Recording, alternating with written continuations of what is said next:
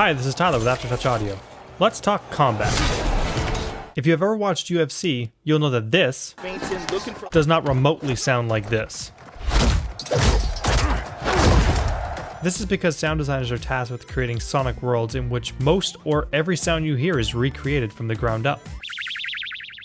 Sound designers typically make sounds larger than life in order to create a more satisfying and immersive experience for the player. Games like Mortal Kombat, Street Fighter, and Tekken are no stranger to this over-the-top sound design.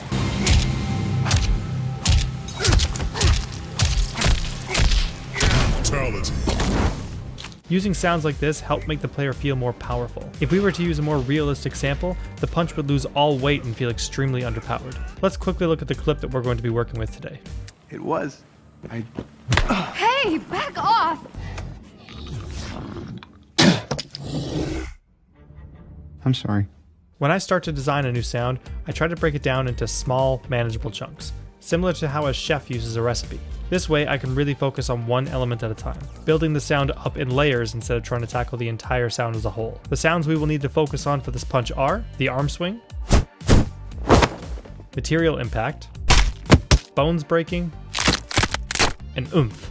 More on oomph in a bit. Alright, now that we have a list of sounds that we need to make, I gathered some objects around my house and made a quick trip to the grocery store to get some additional items that we can use to create this punch sound.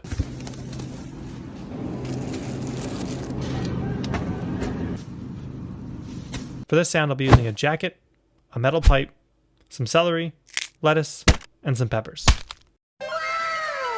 At the end of this video, I'll include a list of some of my go-to source recordings for combat sounds. A quick thing to think about before we start recording samples is frequency ranges. It's important that your finished punch covers a full range on the frequency spectrum. If we look at the frequency chart here, you can see the punch ranges from below 20 Hz all the way up to 20 kHz. If your punch is missing that chest-pounding impact, try focusing around the 20 to 200 Hz range.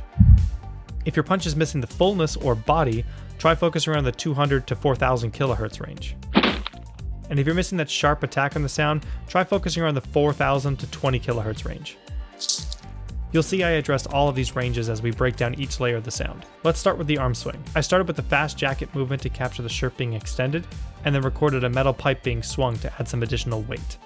Aside from some minor EQ to remove some lower frequencies, these sounds were surprisingly good on their own. To start the punch off, I started by punching some lettuce. I cut most of the sample off and just left the initial transient, then slightly boosted the low end to get a low impact. Here's what we got. Nice. Next, I wanted to get some high-end slapping sounds. So I slapped my thigh with an open hand, ran it through some distortion, and here's what we have now.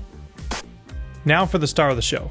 Honestly, I'm really surprised on how the sound came out on its own. The sound was created by punching the pepper in my hand, duplicating the sample, and pitching it down by 1 octave. This octave down trick to add some weight really works well on single one-shot samples. This is sounding really good, but missing some intensity, so let's slap a broken nose in there. For the bones, I use 2 sounds. I crack the top parts of the celery sticks as they're smaller and give more of a clean break, and I use the sound of some walnuts breaking. Together we get this. You can get really crazy with bone design. Check these out.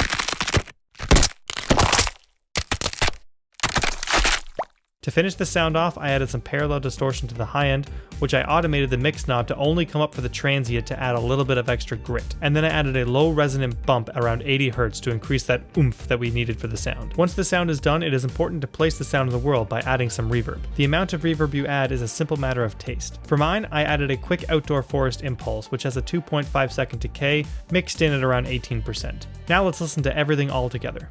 It was. Hey, back off! As promised, here's a quick list of my go-to source recordings for combat, gore, or fighting sounds to help get you started. Thank you so much for watching. If you liked the video, please consider punching the like and subscribe button as it really helps out the channel and helps make more videos like this one. Now go make some noise.